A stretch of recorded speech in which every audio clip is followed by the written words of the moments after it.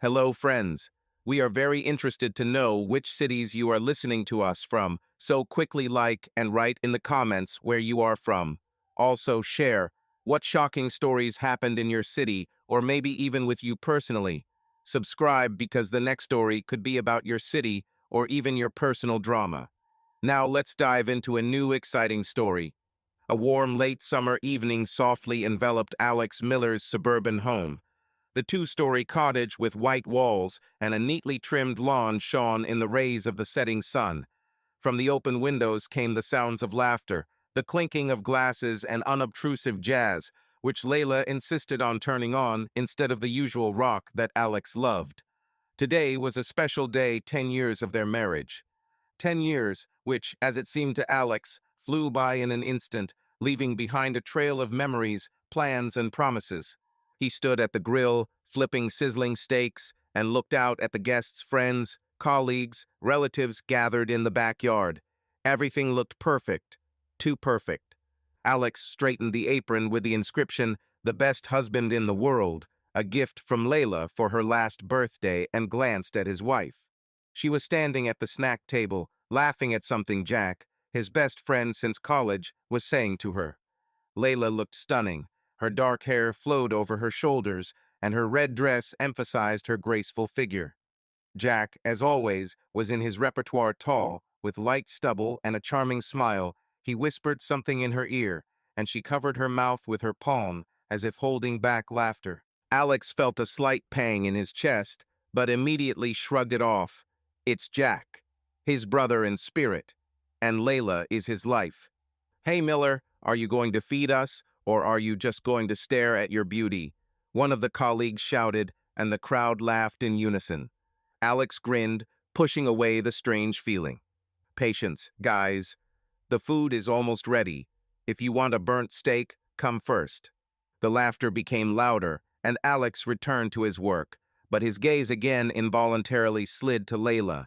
She had already moved away from Jack and was now chatting with Aunt Marge, gesticulating energetically.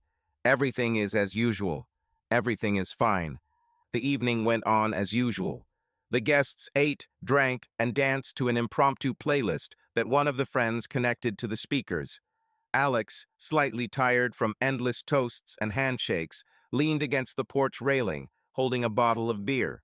He looked at this picture his house, his life, and felt warmth mixed with some inexplicable melancholy. Maybe it's fatigue. His job as a pilot was exhausting. Endless flights, different time zones, weeks away from home. But Layla was always waiting for him. Always. "A beautiful evening, huh?" The voice of David, Layla's father, pulled him out of his thoughts. Alex turned. David stood nearby, swaying slightly, with a glass of whiskey in his hand. His gray hair was disheveled, and his eyes sparkled a little more than they should have after a couple of sips. David was a pleasant man, tall, with rough features and a good-natured smile, but alcohol had long been his weakness. Layla rarely talked about it, but Alex knew that her childhood passed to the accompaniment of empty bottles and loud quarrels between her parents. "Yes, great," Alex nodded, trying to sound cheerful. "Thank you for coming, David. Layla is glad to see you." David chuckled, took a sip, and stared somewhere to the side.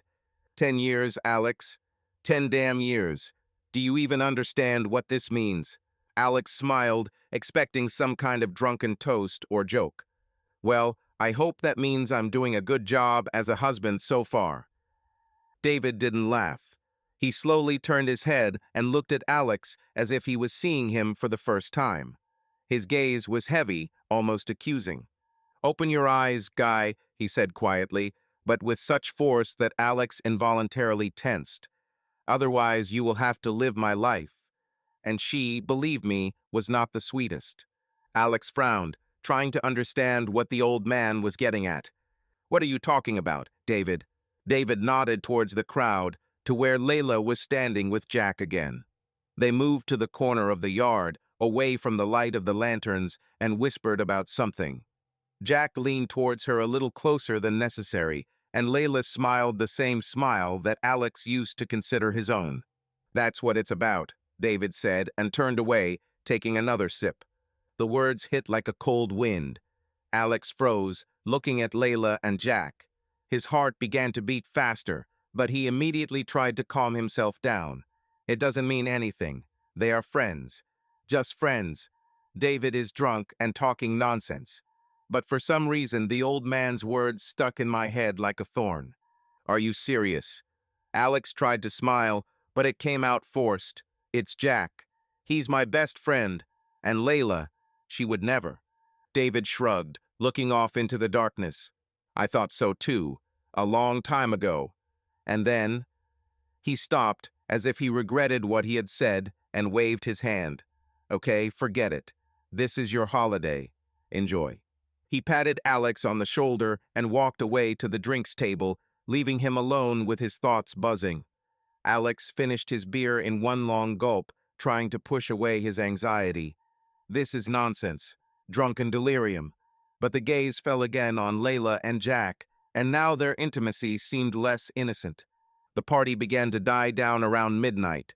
The guests left, leaving behind empty plates and crumpled napkins. Alex helped Layla clear the table while the last of their friends said goodbye on the porch. Jack was one of the last to leave, hugging Layla a little longer than usual and patting Alex on the back. Great evening, brother. You and Layla are the best couple I know, he said with his usual smile. Thank you, Jack. I'm glad I came, Alex answered, but his voice sounded colder than he intended. Jack left and Layla closed the door and turned to Alex, beaming with a smile. Well, hero of the evening, how do you like our little anniversary? She came closer, wrapped her arms around his neck, and pressed herself against him. Her smell, a mixture of perfume and wine, was so familiar, so familiar. Great. You're great. You organized everything perfectly, he said, forcing himself to smile. She tilted her head, looking at him with slight mockery. You're kind of thoughtful. Tired? Yes, probably. Long day, he lied, looking away. Layla pulled him towards her and kissed him softly, but with a hint. Maybe we can continue the holiday. Just you and me? She whispered, and there was a playful note in her voice. Alex felt his body respond to her closeness, but David's words popped up in his head again. Open your eyes. He pulled away gently, trying not to show his confusion.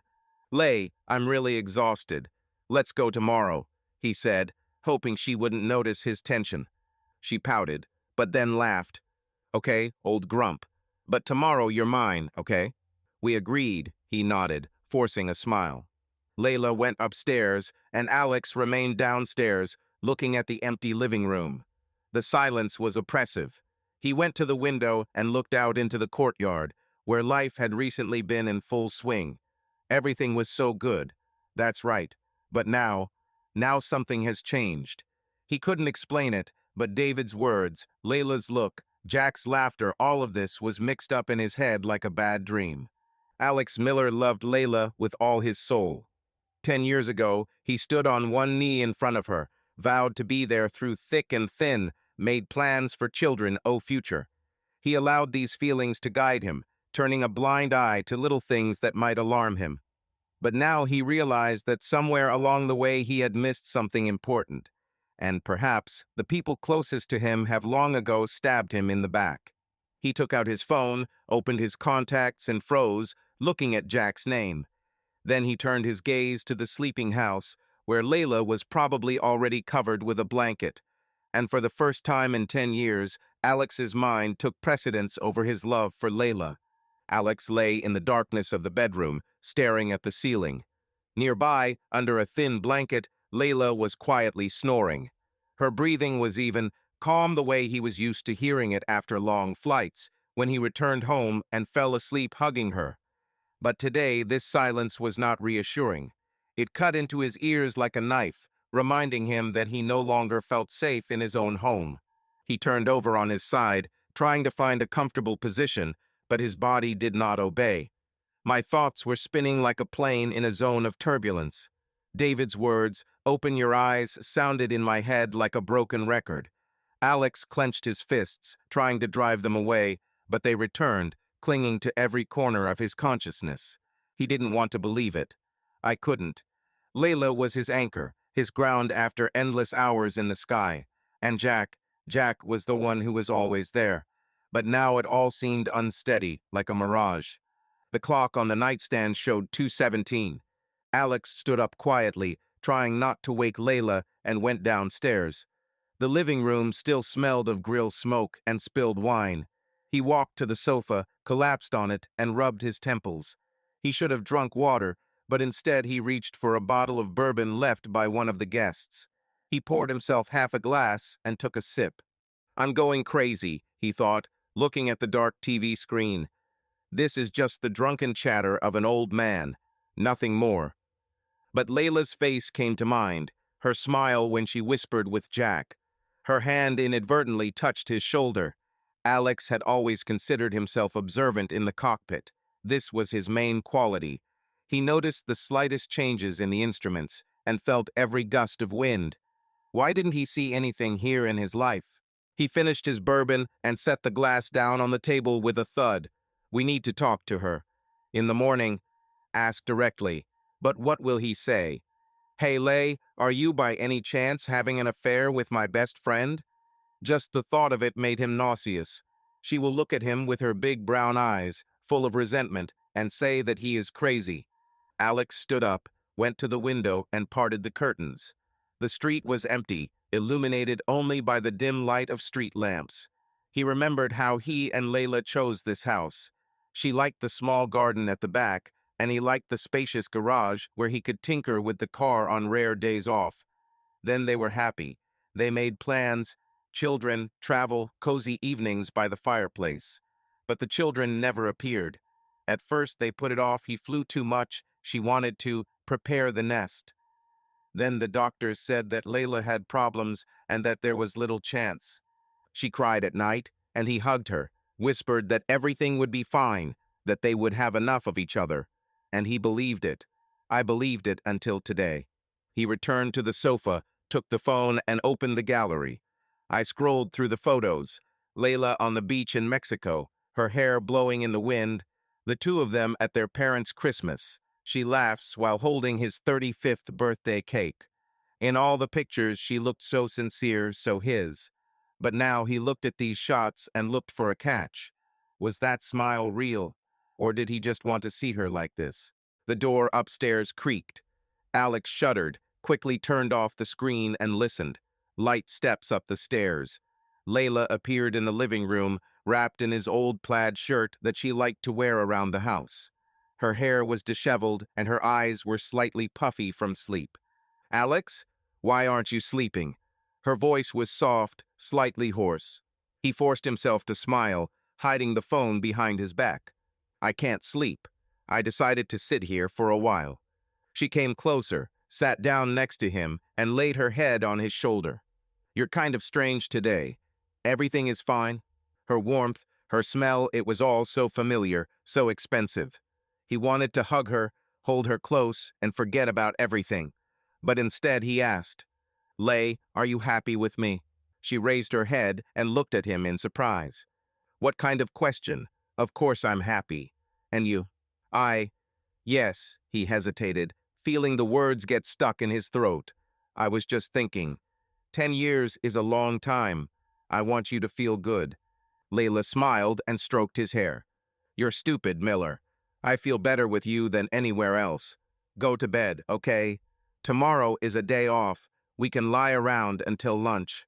She stood up and pulled his hand. Alex stood up, but the heaviness in his chest did not go away. He watched her walk towards the stairs, and for the first time noticed that her gait changed a little. It became easier, more confident. Or did he imagine it?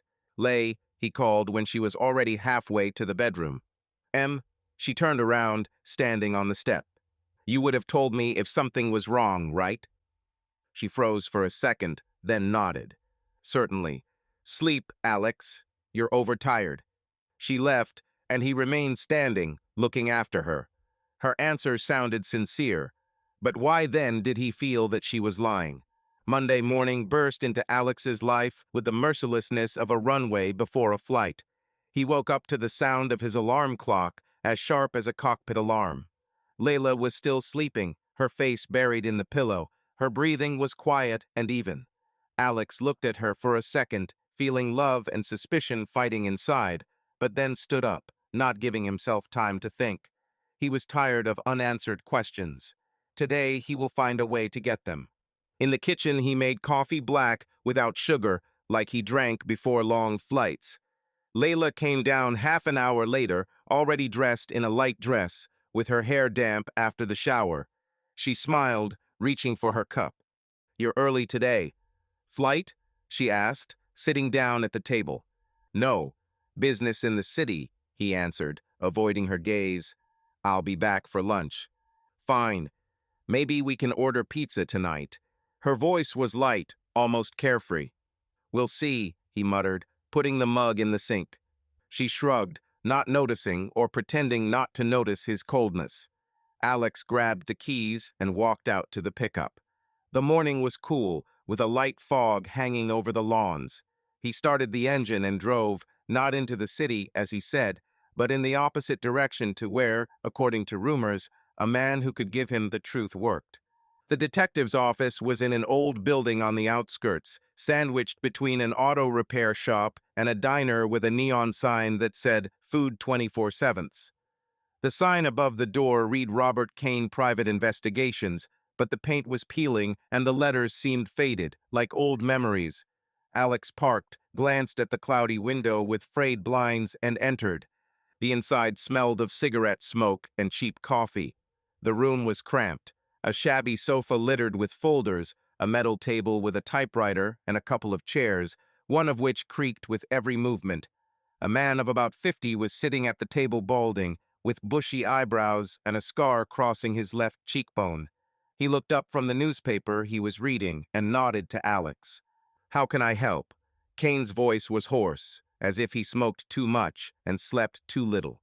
Alex sat down on the chair, feeling it creak in protest under his weight. "I need you to check on someone," he said, trying to speak evenly, although everything was boiling inside. Kane put down the newspaper and pulled out a notepad and pen from the drawer. "Name, details, what are you waiting for?" "Post it." Alex hesitated, looking at his hands. Saying it out loud was harder than he thought. "My wife, Layla Miller, and my friend, Jack Harris. I want to know if there is something between them." Kane narrowed his eyes and tapped his pen on the table. "Treason, then. Classic. What gave you the idea?" Alex clenched his fists, remembering the party, David's words, the whispers in the corner. "Just suspicions. They communicate too closely. I want to be sure."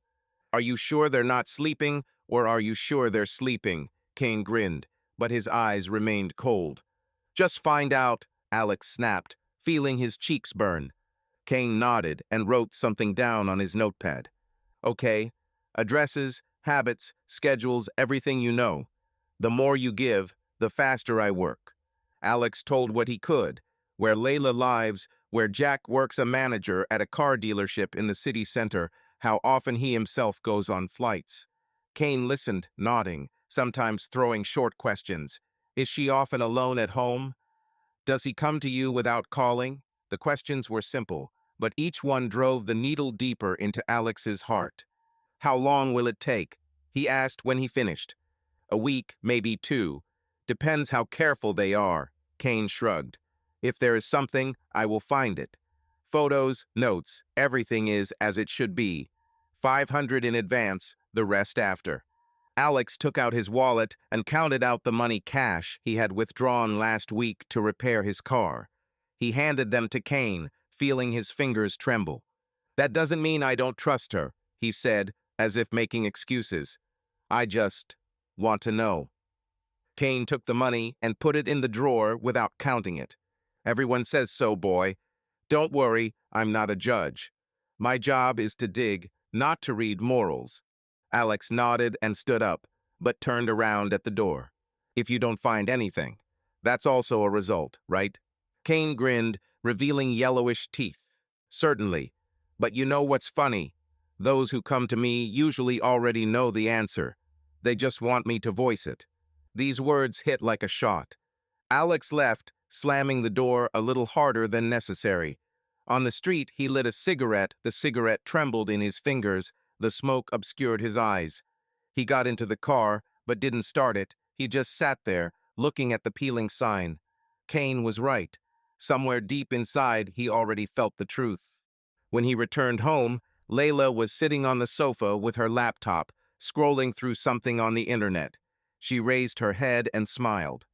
"Hurry up. Shall we still order pizza?" "Yes, go ahead," he replied, throwing the keys on the table. She stood up, walked up to him, hugged him from behind, pressing her cheek to his back. "You're kind of tense." "Tired?" "A little," he lied, feeling her warmth through his jacket. "Then rest. I'll order it with pepperoni, your favorite." She let him go and went to the phone. Alex watched her leave, listening to her chatting with the pizzeria operator. Her voice was so familiar, so familiar. But now there was an echo in it, subtle, barely perceptible, like the noise in headphones before takeoff. He didn't know what Kane would find. But he knew one thing: this noise could no longer be drowned out. A week has passed since the anniversary party, but David's words, "Open your eyes, otherwise you will live my life," crashed into Alex's mind like a storm warning before a flight. He could no longer endure this rotting uncertainty. Layla behaved as usual. She cooked breakfast, smiled, kissed him before bed. But her every gesture now seemed to him like a performance, and every glance like a mask. The detective he hired promised first results soon, but Alex didn't want to wait like a passenger in the waiting area. He needed David. The person who saw the truth had to voice it.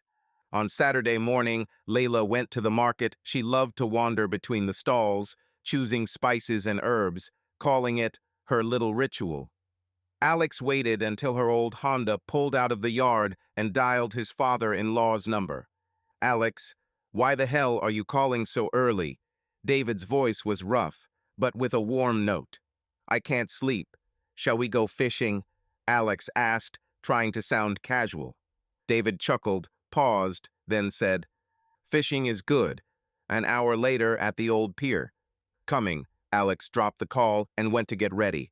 He pulled out the fishing rods from the garage, worn, with peeling paint on the reels, bought with David in the first year of marriage. "I put a box of hooks and bait, a couple of cans of beer, and a thermos of pitch-black coffee in the back of my pickup truck." The lake was their place, a shore overgrown with reeds, an old pier creaking under their feet, and water in which the pine trees were reflected. There they fished, drank beer, and were silent about what was gnawing at them from the inside. David was already waiting when Alex arrived. He stood by the pier, wearing a faded plaid shirt and an old cap pushed back on his head. Nearby lay a bag of fishing rods and a bottle of whiskey, glistening in the morning light. He turned around, noticing the pickup truck, and waved his hand. "Late, Miller. I thought Layla put you on the stove," he shouted with a grin.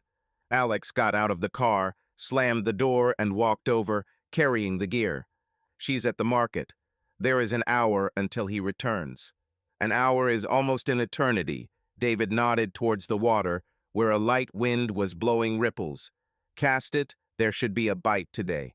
They laid out their fishing rods, cast out their lines, and sat on the edge of the pier, their legs dangling over the water. The sun rose above the pine trees, casting long shadows on the lake. Alex opened the thermos, poured coffee into the lid, and handed it to David. "Black, just the way you like it." David took the coffee, took a sip, and winced. "Damn, is it possible that sobriety is shining on me now?" He grinned, but his gaze quickly became serious. "Okay, spit it out. You didn't come here for fish." Alex looked at the float rocking on the waves and felt his throat tighten. But he could not remain silent any longer. "At the party you told me to open my eyes, said I could live your life." And he looked at Layla and Jack. "What do you know?" David put the coffee on the boards and rubbed his neck, as if unloading a weight. Then he spoke, looking at the water. "I didn't mean to drag you in, boy. But since you're here, a couple of weeks ago I was at home in the workshop, fixing an old table that Layla asked me to pick up. Martha was yelling at her on the phone. I heard through the wall. She screamed, 'You're a fool, you listened to this, Jack. You did this damned procedure. Now you're crying that you've deprived yourself of children, and I've deprived you of grandchildren.' Then Layla arrived. eyes in tears, hands trembling. I asked what was wrong, and she waved it off, saying it was nothing, just nerves. Alex felt the blood pounding in his temples. Procedure. Layla told him that she could not have children because of her health, but there were no details, only tears and his consolation. And now, do you think Jack persuaded her? His voice broke, revealing the storm inside. David pulled a cigarette out of his pocket, lit the lighter, and took a drag. Smoke floated over the water, mixing with the smell of damp wood. I don't know for sure, but Martha was beside herself. And Layla, she is my daughter. I love her, but she is soft like wax. If Jack put something into her head, she might listen. He can speak beautifully. Alex stood up and walked along the pier, feeling the boards bend under his feet. He stopped at the edge, looking at his reflection blurry, trembling like his faith in Layla. Why didn't you tell me right away? Because I didn't want to be the one who would tear your world to pieces. David exhaled smoke and glanced at him. But at the party I drank too much. I saw them in the corner whispering, laughing, as if I wasn't there, and I broke through. I don't want you to repeat my life, Alex. What do you mean, your life? Alex turned and stepped towards him. David threw the cigarette butt into the water and looked at it heavily, as if weighing every word. I married Martha because I loved her. I was young then, just starting out. Money, business, it's all mine. I worked day and night, built it from scratch. Her father gave me the first push a warehouse for rent, but I did the rest myself. And then she started walking.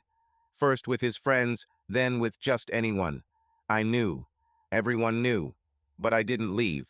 Fool, didn't sign the marriage contract. I thought it was nonsense. But now it can take away half of everything that I have created, my business, my warehouses. I've poured my life into this, and she's waiting like a hyena to take what's mine if I file for divorce. And every day it shoves it in my face. Alex felt everything tighten inside him, as if the steering wheel had jammed at altitude. He returned and sat down next to him, looking at David. And you think Layla is the same? No, David shook his head, but a shadow flashed in his eyes. She's not Martha, but she is my daughter, and if Jack got into her head, she might go after him. And you're too good to notice. The float twitched, but Alex didn't even move. He looked at the water, feeling how the truth was drowning in it, slipping out of his hands. I hired a detective, he said quietly. I'll find out everything soon. David whistled and clapped him on the shoulder. Well done, guy. Keep me posted. And listen, purely as a man, don't let her make me out of you. You signed the contract, right? Yes, Alex nodded. This was one of my late father's advice. Clever, David grinned, but the laugh was bitter. So you have a way out, if anything. They sat in silence until the sun rose higher, bathing the lake in gold. The fish didn't bite, but Alex didn't care. He left the pier with a heaviness in his chest and determination in his heart. The days after fishing with David passed slowly, like fuel from a leaky tank.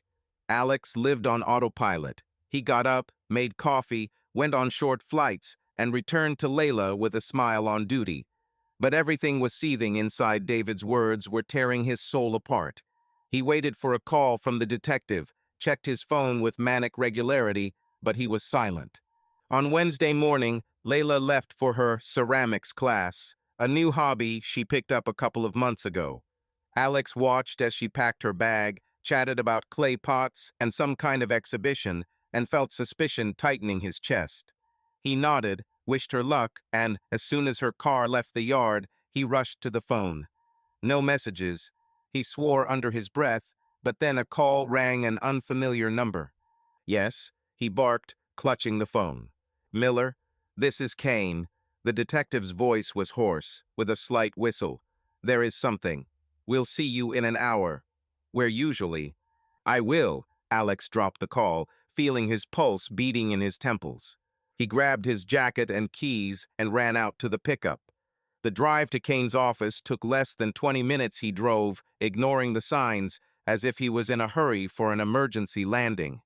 The building greeted him with the same smell of cigarettes and cheap coffee. Alex pushed the door without knocking and entered.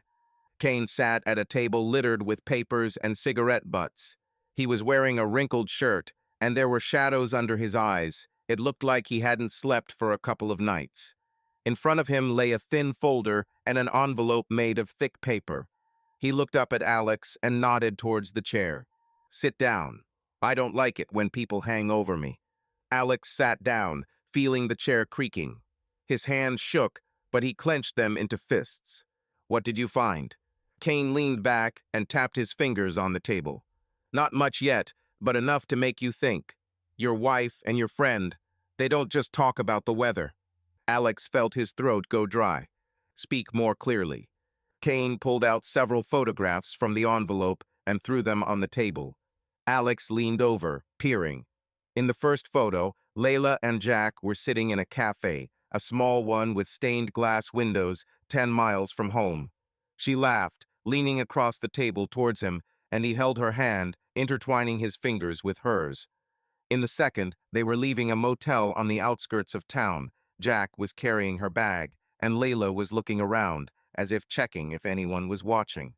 The third was a blur, filmed through a car window. They were kissing while parked outside a warehouse.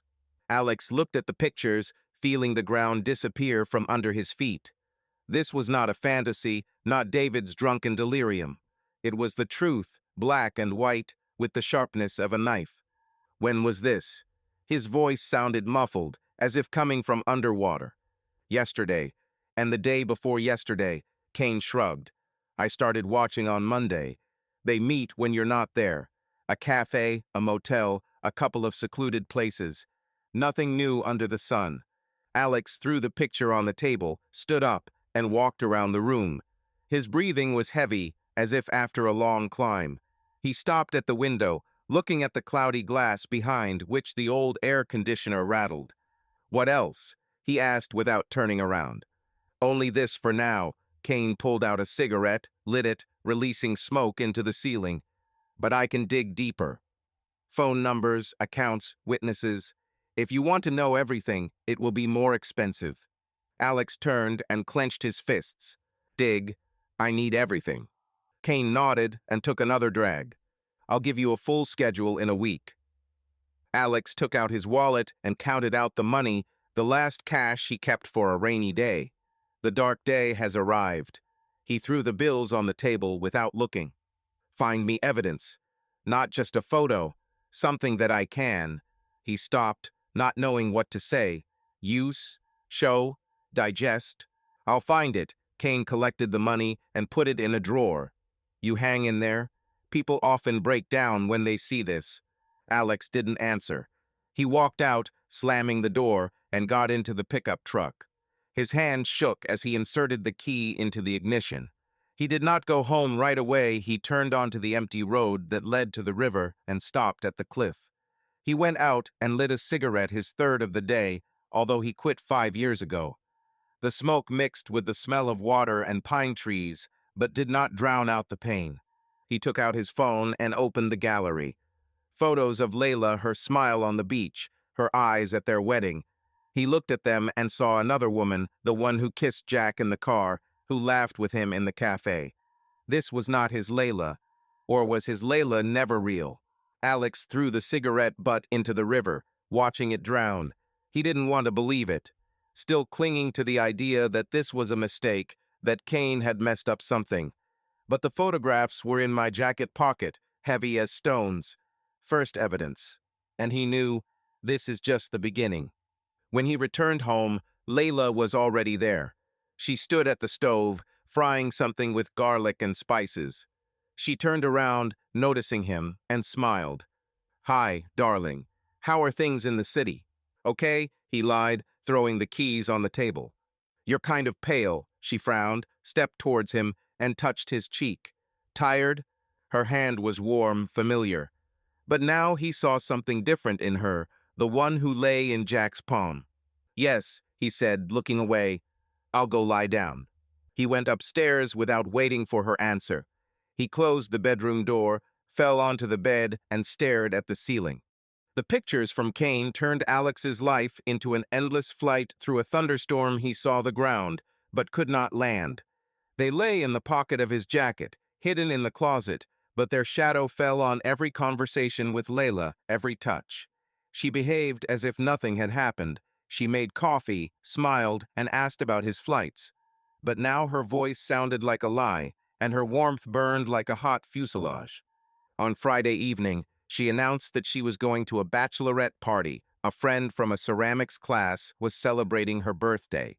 Alex sat on the couch, clutching a bottle of beer as she got ready.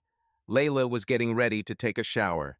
"I'll go take a shower, 5 minutes," she said, putting the phone on the table next to her bag.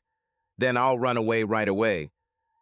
She went into the bathroom, leaving behind a light trail of perfumed floral with a hint of vanilla. The door closed, and a second later the water began to rustle. Alex froze, looking at the phone.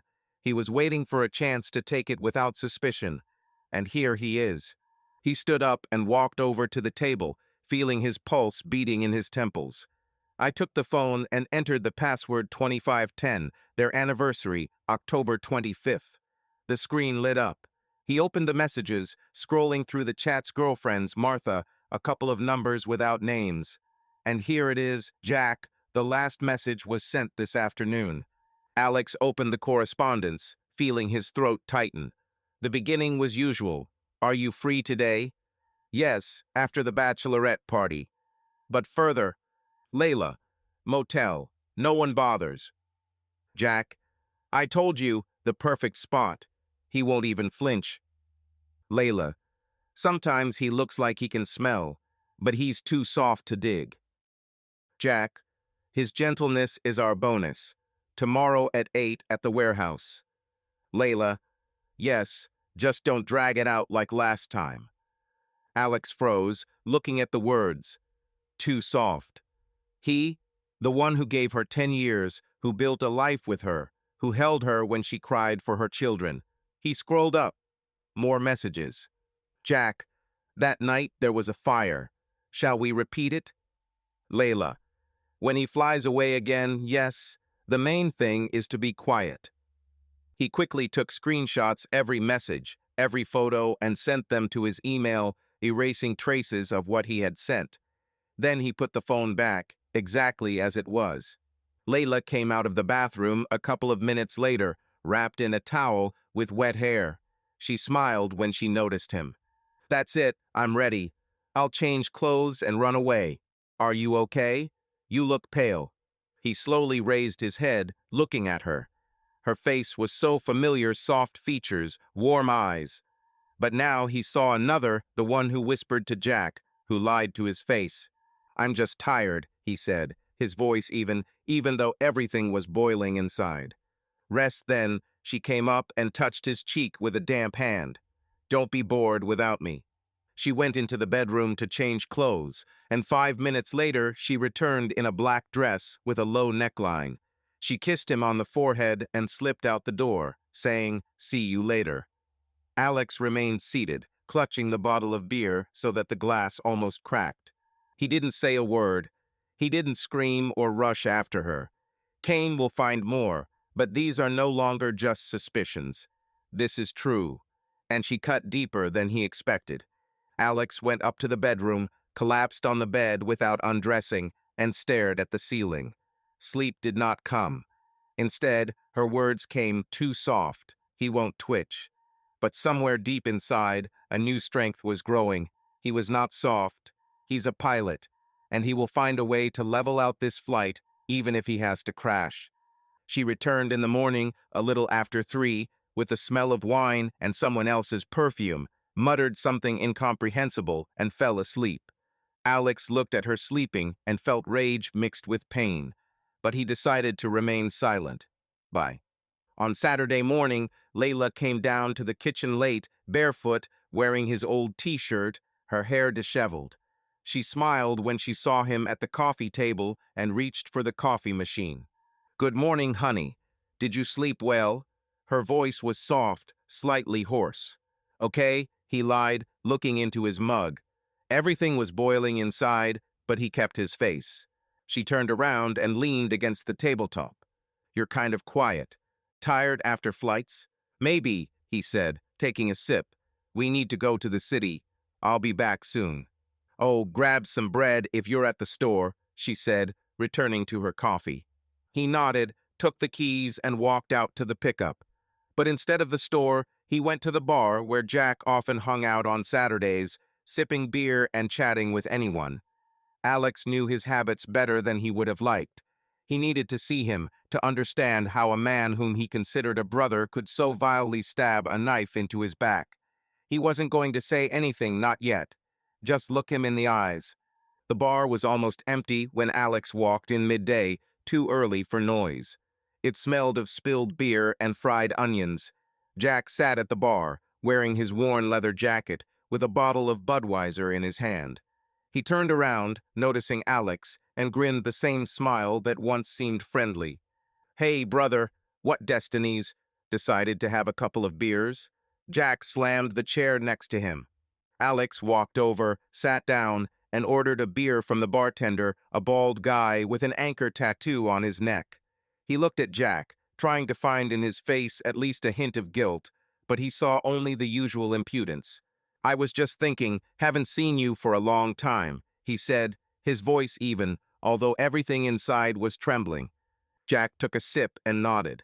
Yes, you are always in the sky, I'm spinning here. How's Layla, by the way?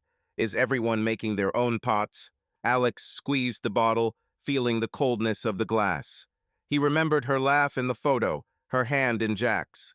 But he answered calmly, yes, everything is the same. What are you doing? Work, bar, girls. Jack shrugged and grinned. Life, brother.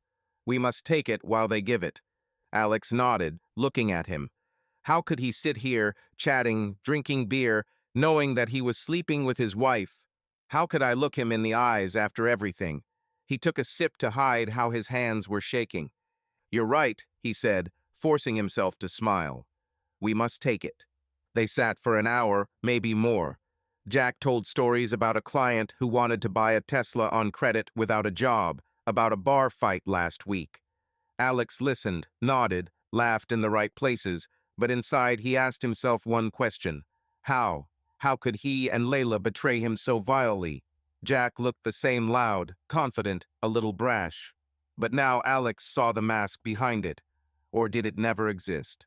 How are you, brother? Jack patted him on the shoulder. I'm trying, Alex answered, looking into his eyes. Sometimes I think that I trust people too much. Jack froze for a second, but then laughed. You are in vain. The world is a jungle, brother. We have to keep our ears open. Alex nodded, finished his beer, and threw a 10 on the bar. It's time to go home. Layla is waiting. Say hi to her, Jack said, picking up the bottle. And come again, otherwise I'm completely gone. Alex left without answering.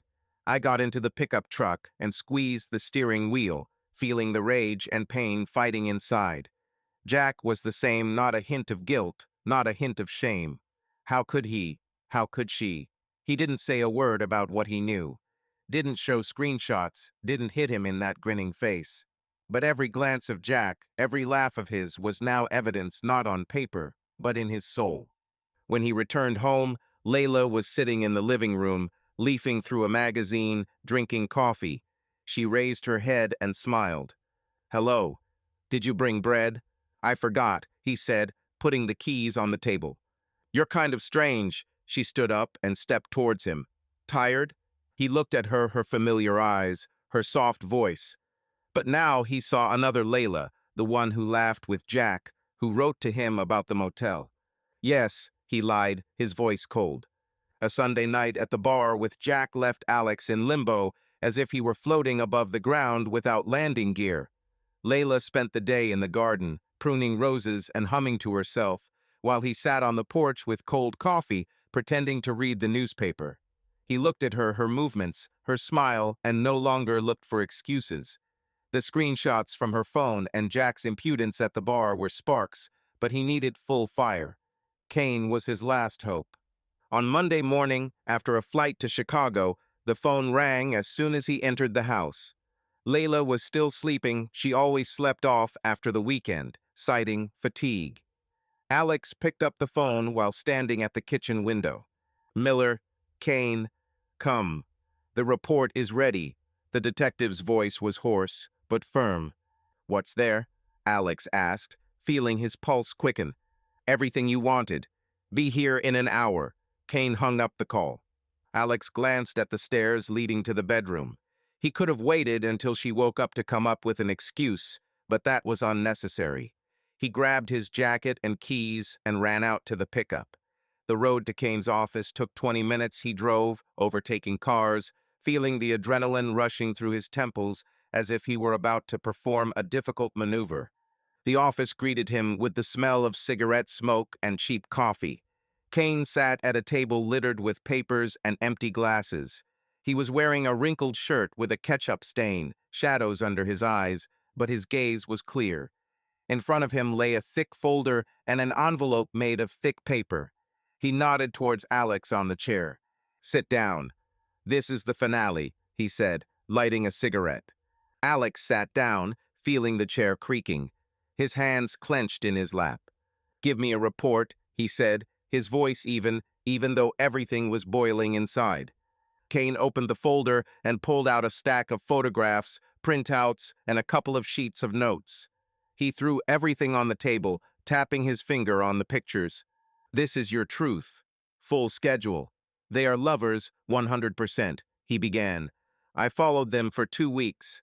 Motel, cafe, warehouse. Everything is documented." Alex took the first photo. Layla and Jack at the Blue Moon Motel. She's lying on the bed, with his shirt unbuttoned halfway. He's sitting next to her, shirtless, his hand on her thigh. The second photo is of a cafe in a neighboring town. They are at a table by the window, her hand on his knee, his fingers intertwined with hers, both laughing. The third is a warehouse on the outskirts. A mattress on the floor, Layla sitting on it, Jack behind her, kissing her neck, her eyes closed. The fourth is the motel again. They leave the room, Jack carries her bag, Layla looks around, as if checking for witnesses. Alex looked at the pictures, feeling the anger flare up in his chest like a fire in an engine. This was not just betrayal, this was their reality, their routine, while he was flying, thinking that he had a family. He squeezed the photo of the motel, the paper crackling. "That's all?" he asked, voice hoarse. "Not everything." Kane pulled out a printout. Messages from her cloud. The password was simple, your anniversary plus her name. "Read." Alex took the sheets. There were familiar lines from the screenshots, but also new ones. Jack: "Motel on Friday? Did he fly out?" Layla: "Yes, see you Wednesday. Meet me at 8. Jack: "Love his schedule. Makes our lives easier." Layla: "Sometimes I think he deserves to know. But then it goes away." He threw the sheets of paper onto the table, feeling rage constrict his throat. Deserves to know. But she didn't say anything. She chose to lie. "There's still some." Kane pulled out a piece of paper with notes. "The motel guy knows them. They came for 6 months, always in cash. The roommate heard them. She wanted to change something. He said that everything was perfect anyway. I checked the dates. Motel 3 times a week, cafe once every 2 weeks, warehouse when you were on long flights. This is not an accident. This is a system." Alex stood up, walked around the room, and stopped at the window. Behind the cloudy glass is a parking lot, rusty cars, a gray sky. Anger boiled like fuel before an explosion. He could go home, burst into the bedroom, throw these pictures in Layla's face, scream until his voice breaks. I could find Jack and break his jaw in the same bar. But he clenched his fists, forcing himself to breathe. No, he won't give them this scene. He will plan everything coldly and clearly. "Is that all you have?" he asked, turning to Kane. "Everything you ordered." Kane put out his cigarette. "Photos, messages, dates. They are lovers, fact. My work is finished. If you want more, that's up to you." Alex nodded, took the folder, and put it under his jacket. The anger was hot, but he channeled it in another direction. "How much do I owe?" he asked. "Nothing," Kane shrugged. "You paid the advance. This is the finale. Good luck, guy. You will need it." Alex didn't answer. He walked out, slamming the door, and got into the pickup truck. His hand shook as he inserted the key into the ignition. He did not go home. He turned onto the old road to the river where he had once fished with David. He stopped by the shore, got out, and lit a cigarette, his fifth cigarette in a week, although he had given it up years ago. The smoke mixed with the smell of water and pine trees, but did not drown out the rage. He opened the folder and laid out the pictures on the hood. Motel, cafe, warehouse. Layla and Jack, their hands, their lips, their bodies. He looked at them, feeling his anger turn into a plan. Divorce is the first thing. The marriage contract will leave her with nothing. But Jack, he must pay more. Alex didn't know how yet, but he would find a way. Kane is done, but he has pictures, messages, dates. This is enough to get started. He sat by the river for about an hour until the sun began to set. The photographs lay nearby, the wind ruffled their edges. He thought about how he would return home, how he would look Layla in the eyes, how he would sleep next to her, knowing everything. And he decided he will endure it. He will remain silent until he prepares the documents. A week has passed since Kane handed Alex a folder with photographs, messages, and dates that finally confirmed that Layla and Jack were lovers. For 7 days, he carried this truth within himself, like fuel ready to ignite at the first spark. He slept next to her, ate her food, answered in short phrases, but inside everything was decided. Divorce was not just an option, it was the end of a decade of lies. The prenuptial agreement, which she herself insisted on signing before the wedding, became his shield. She won't get anything. On Monday morning, he got up early, packed a suitcase with clothes and flight documents, and hid Kane's folder in a drawer in the garage. Layla was still sleeping her habit of sleeping off after the weekend gave him time. He called a lawyer, John Kelly, an old friend from flight school who now handled divorces. John's voice on the phone was cheerful and businesslike. "Alex, how old is it? What's happened?" he asked. "I need a divorce. Quickly and without loss," said Alex, standing by the pickup truck with the keys in his hand. "Seriously? Okay, come to the office at 10. Do you have a contract?" John paused. "Are you okay?" "Yes," he lied. "See you." He went into town, leaving Layla a note on the kitchen table. "I'm out on business.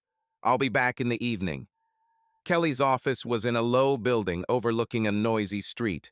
John met him at the entrance, tall, with gray hair at the temples, in a formal suit, but with the same easy smile as in the days of their training. "Tell me," he said, seating Alex in a chair opposite a table littered with folders and coffee cups. Alex pulled the marriage contract out of his bag and threw it on the table. "She cheated on me. For many years. With Jack, my friend. I have evidence, photos, messages. I want a divorce. She won't get anything." John took the contract, flipped through it, and whistled. "For many years. This is serious. The contract is in order. The property is divided according to the principle, to each his own. The house is yours, the car is yours, her savings are hers. Evidence of treason will only speed things up. Are you sure?" "I'm sure," Alex said, his voice as hard as concrete. John pulled out an application form and began filling it out: name, date of marriage, reason, irreconcilable differences. Alex signed it, feeling the pen shake in his hand with suppressed anger. John certified the documents and put them in a folder. "I'll go to court today. She will receive a notification tomorrow or the day after tomorrow. If he doesn't challenge it, you'll be free in a month. If she challenges, there will be a hearing, but with the evidence, she will lose. Are you ready for this?" "Ready," Alex nodded. He left the office, got into the pickup truck, but did not go home. He stopped by the river, where he had been often in recent days, and lit up his sixth cigarette in a week. The smoke mixed with the smell of water, and a plan was spinning in my head. He could have waited for the notification, but that wasn't his style. He is a pilot. He faces the storm head-on. When he returned home in the evening, Layla was in the living room, watching a TV series, wrapped in a blanket. She raised her head and smiled. "Hi, darling. You were gone for a long time. How are you?" "We need to talk," he said, throwing the keys on the table, his voice cold. Her smile faltered, She turned off the TV and sat up straighter. About what? You're kind of strange. Alex stood at the door, looking at her. Her face was familiar soft features, warm eyes. But now he saw 7 years of lies behind them: the motel, the cafe, the warehouse. Jack. I filed for divorce, he said, looking into her eyes. Layla froze, her eyes widening. She slowly stood up. The blanket fell to the floor. What? Alex, are you serious? Is it a joke? No joke. He stepped towards the table and put his hands on the back of the chair. I know about you and Jack. 7 years, Layla. Motel, cafe, warehouse. I have photos, messages. You had the procedure done so you wouldn't have children, and you slept with him the whole time. It's over. She turned pale, took a step towards him. Her hands trembled. Alex, wait. It's not what you think. I can explain. Explain what? He interrupted, his voice harsh. How did you lie to me for 7 years? How did you sterilize and blame nature while I was comforting you? How did you sleep with him while I was flying? I saw the pictures. Don't lie. Layla put her hand to her mouth, her eyes filled with tears. She stepped closer, her voice trembling. Please don't do this. I'm confused. You were so far away, always on flights. Jack, he was nearby. It started a long time ago, but I didn't want to lose you. I love you. Alex clenched his fists, feeling her words hit him like turbulence. She pressed on emotions, the same tears, the same voice with which she cried about the children who would not exist. But now he knew the truth. She did it herself, with Jack. Do you love it? He smiled, bitterly, coldly. You loved my life, not me. 7 years, Layla. You chose him, but you held on to me. Stop pretending. She collapsed on the sofa, covering her face with her hands, sobbing. Alex, please. We can fix everything. 10 years is no small thing. I'll do whatever you want. Don't leave me. He looked at her tears, her trembling shoulders. Once upon a time, he would have believed her, hugged her, and given her a chance. But not now. Every sob was a lie, every tear was manipulation. You spent 7 years fixing this with Jack, he said, his voice firm. I gave you everything, and you chose it. I submitted the documents. The notification will arrive tomorrow. She raised her head, her face was wet with tears, but anger flashed in her eyes. Do you think it's that simple? Kick me out? What will people say? Your friends, my family? Do you want me to be left with nothing? Contract, he reminded, looking into her eyes. You signed it yourself. You won't get anything. What about people? Let them ask you why you slept with my friend for 7 years. Layla jumped up, her voice breaking into a scream. You are insensitive. Yes, I was wrong, but I'm human. You've never been home, you've never seen me. Jack gave me what you couldn't: attention, warmth. She fell silent, looking at him, her chest heaving. Then she collapsed back onto the sofa and covered her face with her hands. What should I do? Where will I go? She whispered, her voice breaking. To Jack, he said coldly, or to Martha. I don't care. Pack your things. You have a week. He turned and walked towards the stairs. Her sobs echoed behind him, but he didn't turn around. He went up to the bedroom, closed the door, lay down on the bed without undressing, and stared at the ceiling.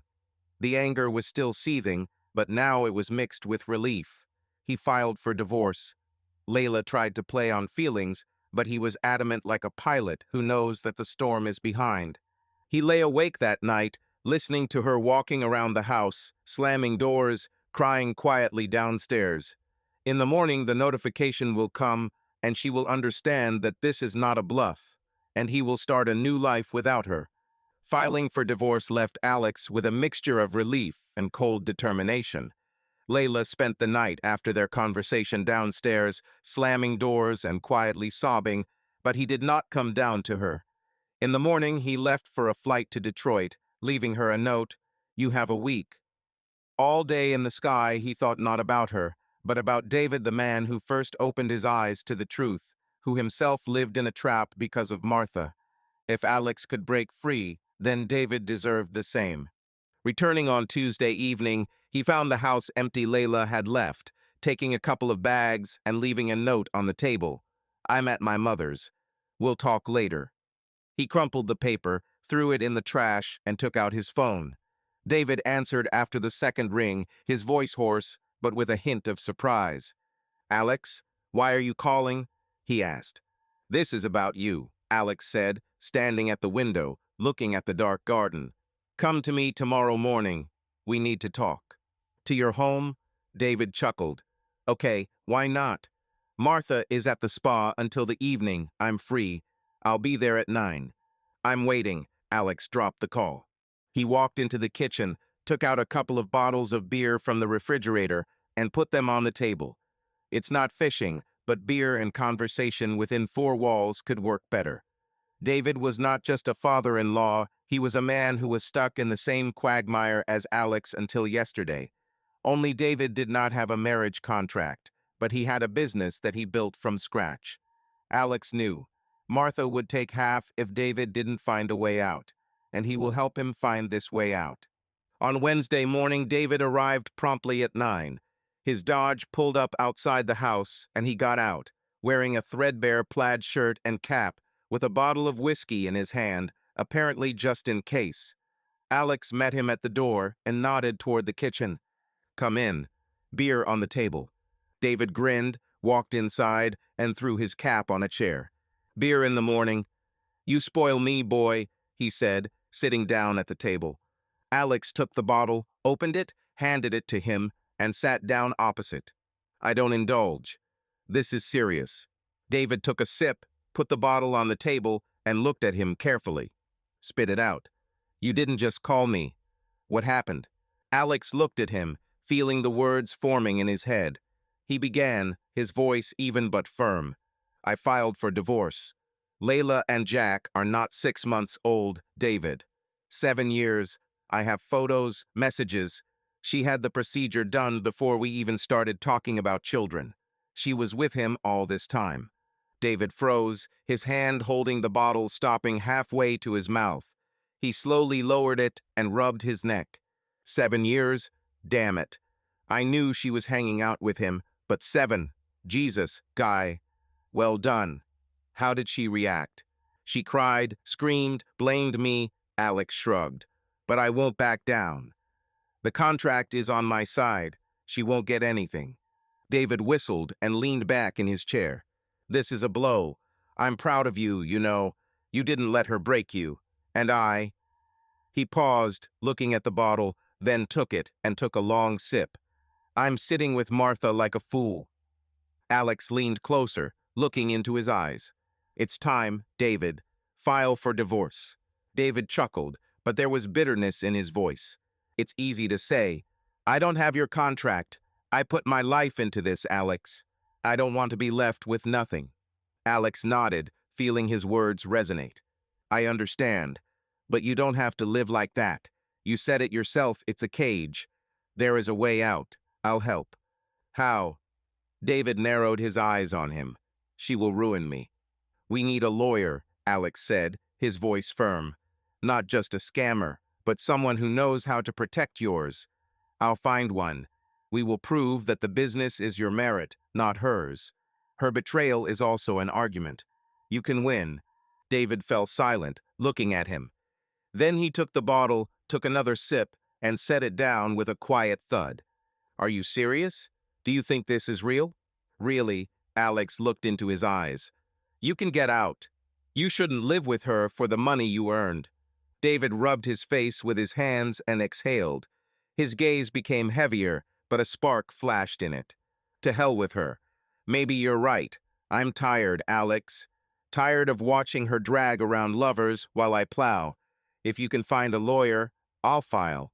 Alex patted him on the shoulder, feeling the tension ease. "I'll find it. Today." They sat for another hour, finishing their beer. David was silent, looking out the window, and Alex thought about the next step. As David stood up to leave, he said, "I'll call you tomorrow. Be ready." "I will," David nodded, his voice becoming firmer. "Thanks, Guy." Alex smiled, sincerely for the first time in a week. "I know." David left, and Alex immediately got down to business. Layla left, the house was empty, and this helped to concentrate. He called John Kelly, his lawyer, and explained the situation. "John, I need someone for David, my father-in-law. Divorcing your wife is a difficult matter. He has a business, but no contract. Martha will take half if we don't find a way out." John chuckled into the phone. "Difficult, but not hopeless. There is one person, Sarah Lynch. She is a shark in such matters, specializing in divorces with property disputes. Do you want her number?" "Come on," Alex said. John dictated the number and added, "Tell me it's from me. She'll take it. Good luck, Alex. Good for you for getting out." "Thank you." Alex dropped the call and immediately dialed Sarah Lynch. She answered after the third ring, her voice sharp and businesslike. "Sarah Lynch. Who is this?" "Alex Miller. From John Kelly. I need a lawyer for my father-in-law, David. Divorcing your wife is a difficult matter. He has a business, but no contract. She can take half." Sarah chuckled, her tone becoming a little softer. "From John, then? Okay, tell me. What kind of business? How many years of marriage? Is there evidence of her cheating?" Alex told everything. Warehouses, trucks, 40 years of marriage, Martha's infidelities, which the whole city knew about. Sarah listened, occasionally asking short questions. "Are there documents for the business? Are there any witnesses to her partying?" When he finished, she said, "There are chances. If the business is registered in his name and we prove her guilt, the court may leave her less than half. Come with him tomorrow at 10. Office on Main Street, 3rd floor. I'll see what can be done." "Thank you," Alex said. "We will." He dropped the call, feeling a weight lift off his shoulders. Sarah Lynch sounded like someone who knew her stuff. He called David. "David, I found a lawyer. Sarah Lynch, pro. Tomorrow at 10, we'll go to her. Are you in?" David paused, then exhaled. "In action. Thanks, Guy. See you tomorrow." Alex put down the phone and sat down at the table, looking at the empty bottle of beer. He helped himself, and now he will help David. Layla and Martha ruined their lives, but she and David will get out. Filing for divorce freed Alex from Layla, but left him with a new mission to help David. Layla went to Martha's, leaving the house empty, which gave Alex space to act. He convinced David to file for divorce from Martha, and Sarah Lynch, the lawyer, was waiting for them at 10 on Wednesday morning. But without proof, Martha will take away half of David's business, the warehouses and trucks that he built from scratch. Alex knew evidence was needed, not just rumors about her infidelities, but something significant, and he was going to find it. He started Tuesday morning with coffee, sitting at the kitchen table. Leyland's note, "I'm at Mom's. We'll talk later," lay in the trash, and his thoughts were occupied with David. He took out his phone and dialed Kane, hoping for advice. "Miller? What else?" "I thought we were done." Kane's voice was hoarse, with slight irritation. "We're done with Layla. Now David is her father. Divorce from Martha. She'll take half of his business if we don't find something against her," Alex said, looking out the window at the empty garden. "Martha, right? A walking bitch, the whole city knows." Kane chuckled. "I'm busy, new client. But there is a guy, Tom Reed. Private investigator, specialist in finance and dirty deeds. I'll give you his number. He will find it if there is something to dig for." "Thank you," Alex said. "It's urgent." "Tell me it's from me." Kane dictated the number and hung up the call. Alex immediately dialed Tom Reed. He answered after the first ring. His voice was low and businesslike. "Reed, who is this?" "Alex Miller. From Kane. I need help. Father-in-law's divorce from his wife, Martha. She claims half of his business, warehouses, trucks. No contract. There are suspicions that she is not clean. Can you dig?" Alex asked, clutching his mug. "Martha, I heard about her. A rich family, but a dummy itself." Reed paused. "What does your father-in-law have?" "The business is his. Built from scratch.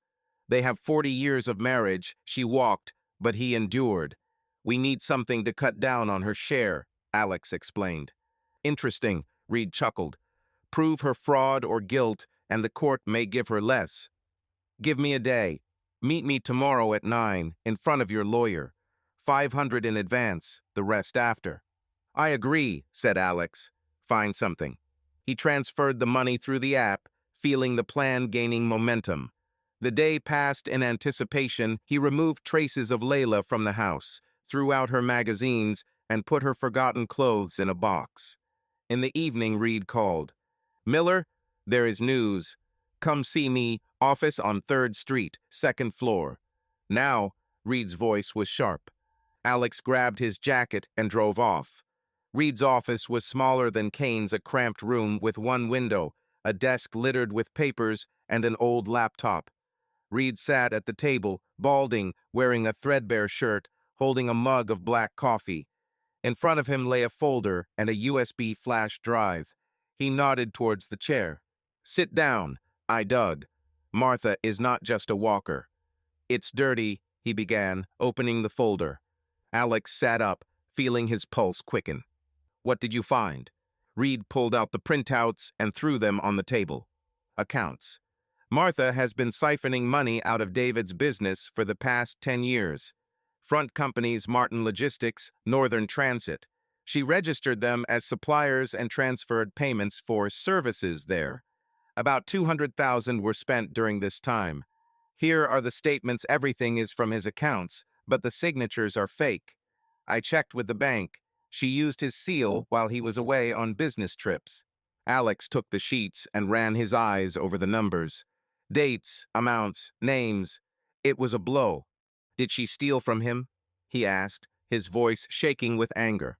Yes, Reed nodded. And that's not all.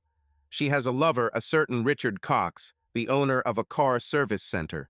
I found their correspondence in the old cloud. She forgot to delete it. They planned to divorce 5 years ago, but she changed her mind when she realized that without forging signatures, she would not get any more. Here's the recording. He inserted the flash drive into the laptop and turned on the audio. Martha's voice is sharp, with a hint of irritation. Rich, I can't leave now. He'll find out about the bills, and I'll be left empty-handed. Then take more while he's blind, answered a man's voice, low and hoarse. We will leave when enough is enough. Give me a couple of years, she said. He won't notice. Alex clenched his fists, looking at the screen. Is this really her? Exactly. Reed pulled out a photo. Here he and Cox were at a motel 3 years ago. The neighbor identified them. And one more thing. She sold one of the old warehouses 2 years ago. The money went into her personal account. The documents are forged, but I found the original through a realtor. David didn't know anything. Alex took a photo Marta and some balding man in an embrace at the door of the room. He threw it onto the table, feeling his rage give way to cold determination. Is this enough? He asked. That's enough, Reed nodded. She doesn't just lose half with this. The court can give her the minimum compensation for the marriage, and that's it. The rest is for your father-in-law. Give it to the lawyer. Alex took the folder and flash drive and put it in his jacket pocket. How much do I owe? Another 500, Reed said, and good luck in court. Alex transferred the money, went out, and got into the pickup truck. He called David. David, I found evidence. Marta stole money from you, forged documents. Tomorrow at 9, I'll see the lawyer. Be ready. Damn it, Guy. Are you serious? David's voice trembled. Okay, I will. The next morning, David arrived at Alex's at 9. He looked tired, but there was a sparkle in his eyes. They sat down at the table. Alex laid out the evidence printouts, photos, a flash drive. She's been withdrawing money for 10 years. 200,000. I sold the warehouse, forged your signature, and she was hanging out with some Cox, he said, looking at David. David took the sheets, his hands shaking. He was silent, leafing through, then exhaled. Bitch. I knew she was walking, but this. I worked hard, and she stole from me. Now we have everything, said Alex. Let's go to Sarah. They arrived at Sarah Lynch's office on Main Street at 10. Sarah, tall, with short dark hair and sharp eyes, met them in an office littered with legal books. She took the folder, looked through the evidence, and listened to the recording. "This is gold," she said, leaning back in her chair. "Financial fraud, forgery, betrayal. We will serve today. The court will give her the minimum, maybe 10% of the business, and that's a stretch. David, are you ready?" "Ready," he nodded, his voice firm. Let him choke. Sarah prepared the documents, David signed them, and she sent them to the court. Martha's notification arrived a day later. She tried to call David, screaming into the phone, but he hung up. The case was scheduled in 2 weeks, an expedited process thanks to the evidence. The trial took place in mid-April. The hall was small, with wooden benches and the smell of old paper. Martha sat opposite, in an expensive suit, with a lawyer, a polished guy with glasses. She looked confident, but when Sarah started laying out printouts, photos, recordings, testimony from the realtor and banker, her face turned pale. Martha's lawyer tried to object, but the judge, an elderly woman with a tired look, cut him off. "Mrs. Martha, your actions are not just treason, but fraud," she said, leafing through the folder. "Mr. David, you built the business on your own. The court awards you 70% of the property and business. She is 30, including marriage. The decision is final." Martha jumped up and shouted something about injustice, but the judge slammed her gavel. David sat silently, looking at her, then turned to Alex. "Thanks, Guy. I'm free." Alex nodded, feeling a weight lift off his shoulders. David won not just half, but more. Martha received a blow from which she will not recover. They left the hall, leaving her with the lawyer. On the street, David slapped him on the back. "You pulled me out. Now it's your turn to live," he said. Alex smiled. This was a control blow not only for Martha, but also for the past. Now he could fly further. Martha's trial ended with David's victory, and Alex felt some of the weight that had been weighing on him for months lifted from his shoulders. Layla left, her things disappeared from the house. The divorce was in process, the notice came, and she did not dispute it, knowing that the contract would leave her with nothing. David received his warehouses and trucks, leaving Martha with only a measly 30%. It was the end of an old life, but the beginning of a new one had not yet taken shape. Alex knew he needed time to collect his thoughts, breathe out, rethink everything. On Friday morning, he received a schedule from the airline, a long flight to Seattle with a layover in Denver, 5 days away from home. Usually, he hated such business trips, but now they seemed like salvation. The empty house, the silence, the smell of her perfume still hovering in the corners, it was oppressive. He packed his flight bag, threw his uniform, documents, and a couple of T-shirts into it and left for the airport without looking back. The flight to Denver went smoothly, clear skies, light winds, passengers sleeping or leafing through magazines. Alex sat in the cockpit, holding the helm, and for the first time in months he felt in place. The sky had been his home longer than the cottage he shared with Layla. The co-pilot, a young guy named Mike, was chatting about his girlfriend, but Alex was only half listening, nodding in the right places. His thoughts were somewhere between the clouds. In Denver, he stayed at a small hotel near the airport, a standard room with a bed, a TV, and a view of the parking lot. After his shower, he went down to the hotel bar, ordered a beer, and sat by the window, looking at the lights of the runway in the distance. He needed solitude, but not the silence of home, but the noise of a foreign place where no one knew his history. Half an hour later, a woman approached the counter, tall, with short brown hair, wearing a flight uniform with the emblem of another airline. She ordered a whiskey and soda, glanced across the room, and noticed him. Alex nodded at her, the professional courtesy of pilots, and she walked over, glass in hand. "Free?" she asked, nodding to the chair opposite. "Yes," he said, slightly surprised. She sat down and put the glass on the table. Her uniform was slightly wrinkled, but her eyes green, lively, looked with interest. "Do you fly?" she asked, nodding at his jacket with the airline logo on it. "Yes, Seattle via Denver." "You?" He took a sip of beer. "Los Angeles via Denver." "Tomorrow morning," she smiled. A slight wrinkle appeared near her eyes. "Caitlin." "Kate." "Alex," he said, feeling her voice warm, with a slight hoarseness pierce his armor. They started talking first about work, about the weather on the routes, about how passengers always complain about turbulence. Kate was older than she looked, about 40, with 10 years of experience in the sky. She talked about her first flight, how she almost landed the Boeing off the runway because of the fog, and laughed, remembering how the instructor yelled into his headphones. Alex found himself smiling, sincerely for the first time in months. "And you?" she asked, taking a sip of whiskey. "What brought you here, besides the flight?" He hesitated, looking into the bottle. A lie would have been easier, but her look open, without judgment, pushed me towards the truth. "Divorce," he said, his voice even. "I submitted it a week ago. Needed air." Kate nodded without looking away. "Understand. I went through this 5 years ago. The husband went to see the secretary. At first it was bad, but then, heaven heals, you know." "I know," he said, feeling her words resonate. "You just have to get over it." They sat for another hour, finishing their second helpings. Kate talked about her teenage son, who lives with her sister in Los Angeles, about how she bought a motorcycle after her divorce and races along the coast. Alex shared a story about Layla briefly, without details, only about 7 years of lies and Jack. Kate listened without interrupting, then said, "You are stronger than you think. Getting out of something like this and not breaking down is not something everyone can do." He shrugged, but her words touched something inside.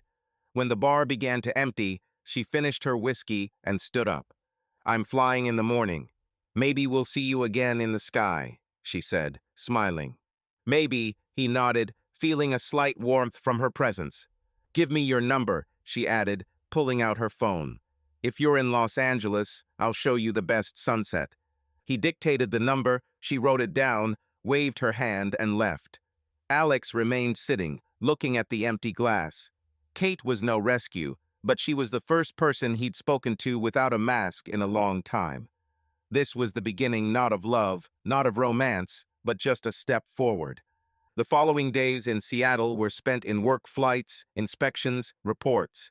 He flew, slept in hotels, ate in eateries, but his thoughts no longer revolved around Layla. He thought about David, how he is now free, about a house that needs to be rebuilt to suit himself, and about Kate, her voice, her smile. On Wednesday evening, she wrote, "Sunset in LA is on fire today. Too bad you're not here." He replied, "Next time." It was simple, but for the first time he felt that the future was not empty. When he returned home on Saturday, the house was still empty, but no longer overwhelming. He opened the windows, letting in fresh air, and sat down on the sofa with a beer. The divorce from Layla was finalized, David was free, and Kate appeared on the horizon, not a promise, but a hint of something new. He went on a business trip to collect his thoughts, and it worked. Now he was ready to fly further. A business trip to Seattle gave Alex a break, but when he returned home, he realized that the emptiness of home was still felt not as pain, but as a challenge. The divorce from Layla was almost complete. The notice had arrived, she had not contested the contract, and in a couple of weeks the judge would sign the final papers. David, freed from Martha, called every day, telling how he was rebuilding his life and thanking Alex for his help. But this new freedom was missing something.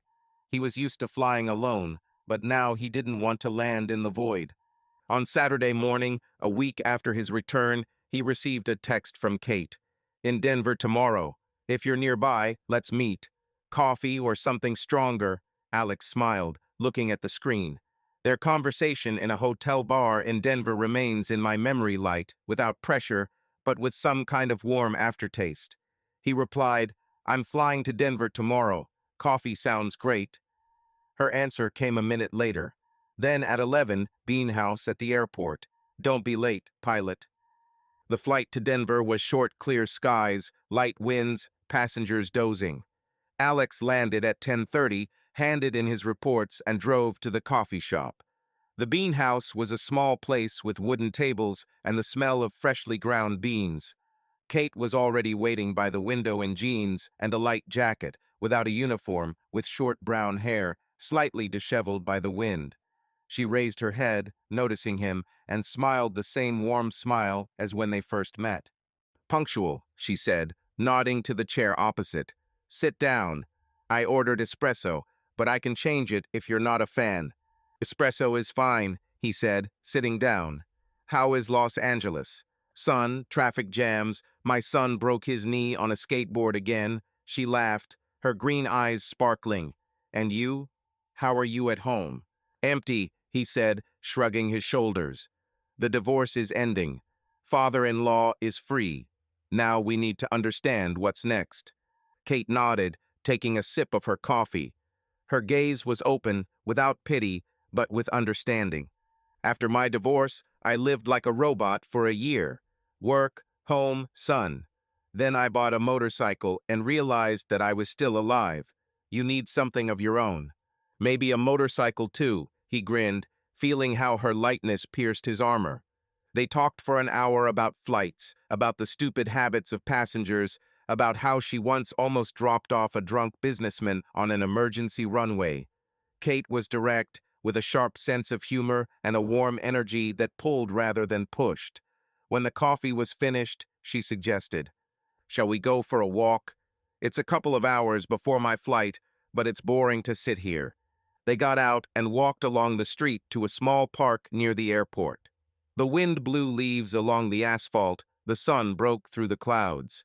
Kate talked about her son, Jake, how he wanted to be a pilot like her, and how she was afraid that he had inherited her stubbornness. Alex listened, catching himself that her voice hoarse, lively was becoming familiar, like the noise of engines. "And you?" she asked, stopping at the bench. "Were children in the plans?" He hesitated, looking at the leaves under his feet. "Layla and her lies surfaced in my memory, but they no longer cut me as much. Were 7 years ago. She did the sterilization without telling me.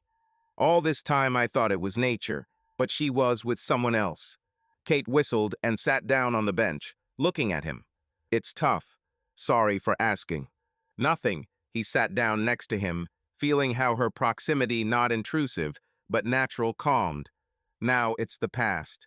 The past teaches, but does not hold," she said, looking at the sky.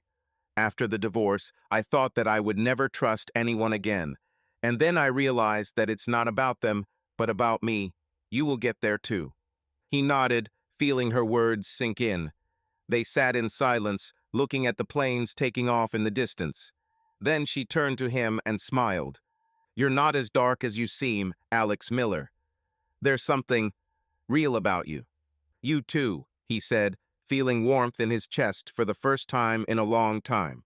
When it was time for her flight, they returned to the coffee shop. Kate took the bag and glanced at him. "I'm flying to late tomorrow. If you're in those parts, right, the sunset is still waiting." "All right," he said, and this was not just politeness. She left, waving her hand, and he remained, looking after her. Kate wasn't the salvation, but she was the first person to give him back the feeling that the relationship might not be a lie. It was not an instant feeling, but a slow, like sunrise, return of faith. The following weeks were spent flying Denver, Seattle, Chicago. He wrote to Kate, she answered briefly, but with warmth. "The weather is crap, but the sunsets are still on fire," she wrote from Los Angeles. "Denver is gray, but it holds coffee," he answered. They crossed paths again in Chicago, meeting by chance at the airport. She bought him coffee, he talked about David, she shared how Jake won a skateboard race. It was simple, but every conversation left a mark. One evening, a month after their first meeting, he was sitting at home with a beer, looking at the empty sofa. The divorce from Layla was completed. The judge signed the papers. The house was officially his. David called, thanked us, and told us how he sold his old warehouse and bought a new car. And Kate wrote, "In Denver on Friday. If you're free, give me dinner, not coffee." He replied, "Free. Choose a place." It was not a promise of eternity, but a beginning. Kate, with her husky voice, sharp humor, and warm eyes, gradually restored his faith. Not love like in a fairy tale, but the fact that you can trust, laugh, live next to someone real. He was a pilot accustomed to the skies, but now he was learning to land not alone, but with her. The year flew by like a flight through a clear sky quickly, but with slight turbulence. Layla's divorce was finalized last May. The judge signed the papers a month after filing, and she left empty-handed, as promised in the prenuptial agreement. Alex heard from mutual friends that she lived with Jack, but it no longer bothered him. David won the case against Martha, keeping most of the business, and now enjoyed freedom. And Alex, he rebuilt his life. March found him in a new rhythm. The house has been transformed. Leyland's roses have been replaced by a lawn and a barbecue. The walls have been repainted gray. The furniture has become simpler and more masculine. He had been on long flights Seattle, Los Angeles, sometimes New York, but now he was returning not to avoid, but to a place that felt like his again.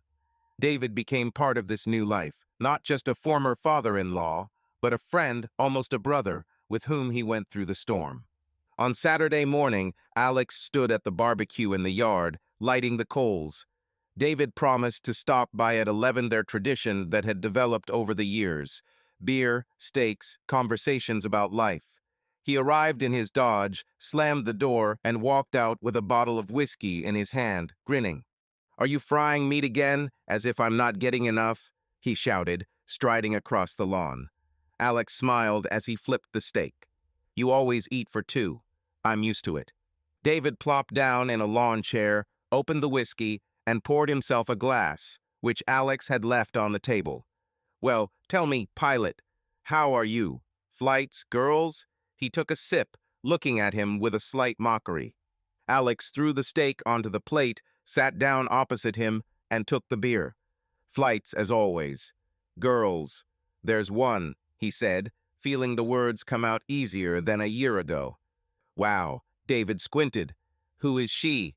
Don't be silent. Guy, I'm curious." "Kate," Alex took a sip. "A pilot like me. We met in Denver a year ago. Flies to the West Coast. We communicate when the routes coincide." David whistled and leaned back in his chair. "Pilot, this is serious. How far has it gone?" "We're not in a hurry," Alex said, looking at the coals. "We meet a couple of times a month when I'm in Los Angeles. She's different. Simple, honest. I went through a divorce like I did. Understands." David nodded, his gaze softening. "Fine. How is she, by the way?" "Kate. He flies, rides a motorcycle." Alex smiled. "Last week I called, inviting me to go to the ocean for the weekend. I'm thinking of going."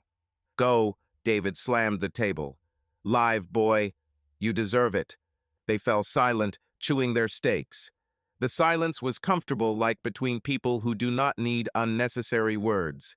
Over the course of a year, their connection strengthened. Alex helped David get out of his marriage with Martha, and David became his anchor, a person who reminded him that family is not always about blood. They met once every couple of weeks, either at Alex's, then in the bar, or at David's in his new house, purchased after the sale of the old mansion. "How are you?" Alex asked, putting the plate down. "Business, Martha." David took a sip of whiskey and shrugged. "Business is going well. I hired a new manager and relieved myself. Martha, I heard that she and this Cox, her lover, opened some kind of beauty salon.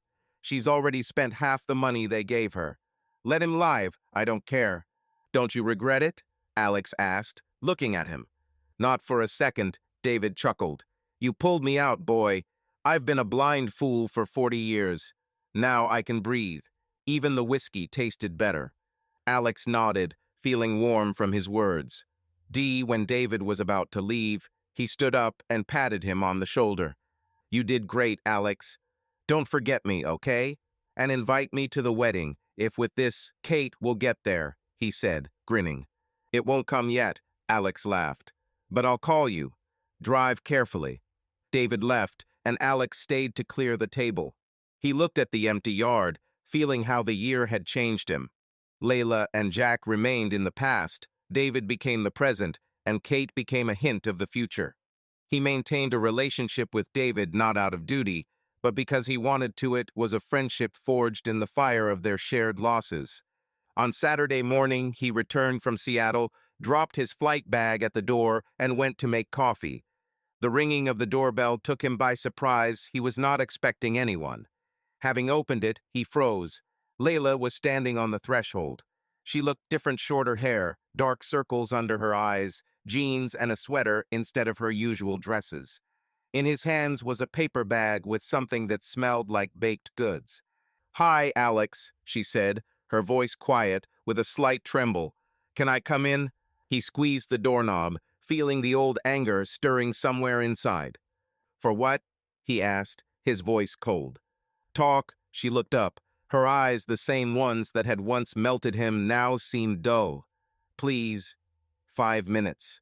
He wanted to slam the door, but something, curiosity, fatigue from the past, stopped him. He stepped back, nodding. "Come in." But only for 5 minutes. Layla entered, looking around. The house has changed, no roses, no traces of her. She put the bag on the table and sat down, clasping her hands. "I baked cupcakes." "As you like, with cinnamon," she began, looking at him. "I wanted to apologize." Alex stood at the counter with his arms crossed, not touching the bag. "For what?" "It's late, Layla."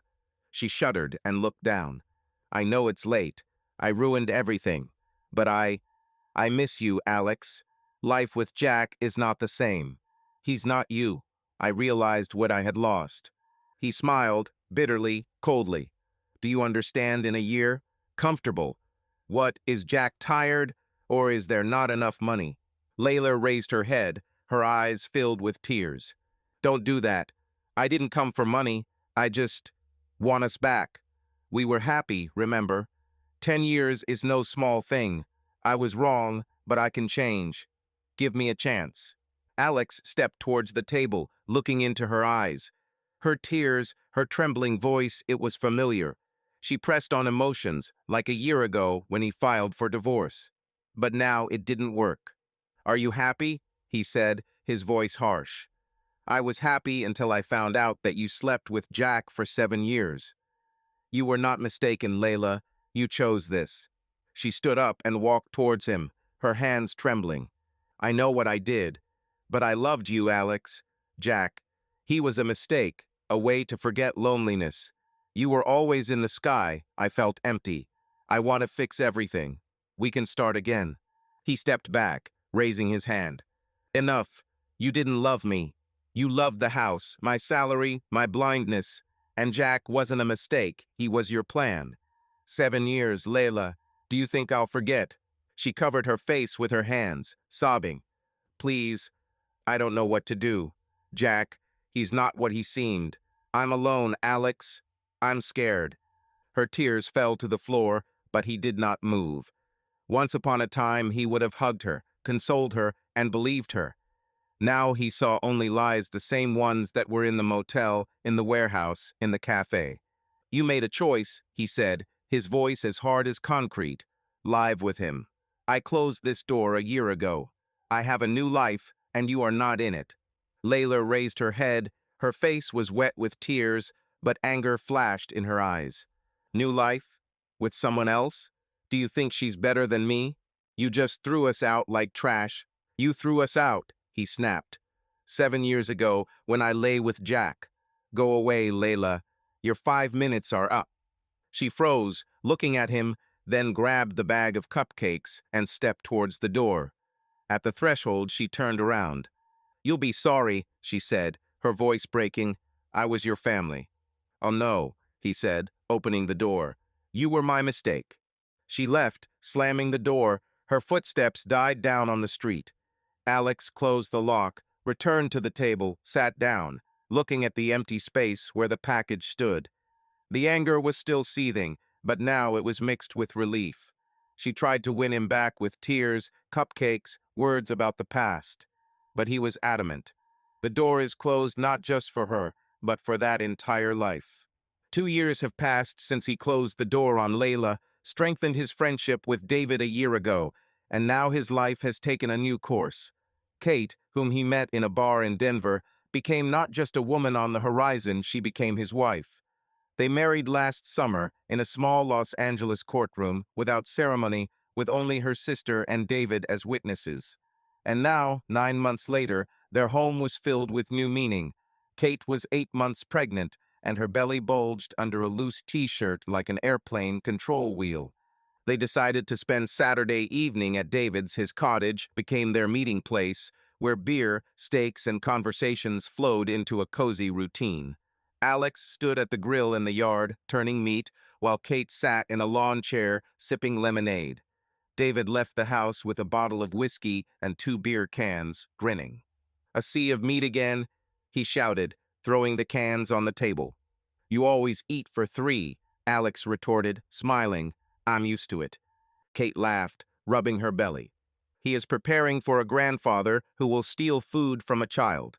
David plopped down in a chair, opened the whiskey, and poured himself a drink. "Grandfather? Who is this?" "I'm still too young to be called that," he said, narrowing his eyes. Alex tossed the steak onto a plate, sat down next to Kate, and grabbed a beer. "No, David, this child is not your grandson," he said, grinning. "And he definitely won't call you Grandpa." Kate chimed in, her eyes sparkling with laughter. "Yes, there won't be any Grandpa David here.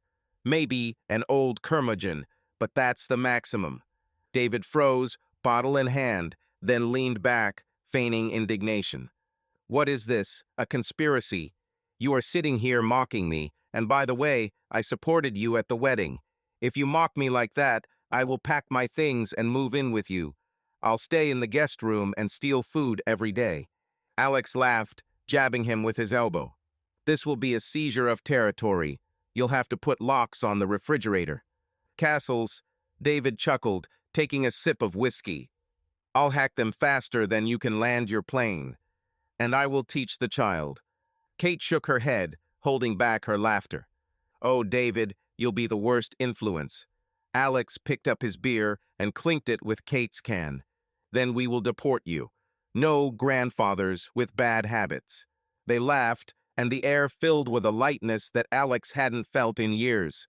David, with his whiskey and grumbling, became an integral part of their lives, not a father-in-law, not a relative, but a friend who had been through hell with him and now sat here making fun of the future.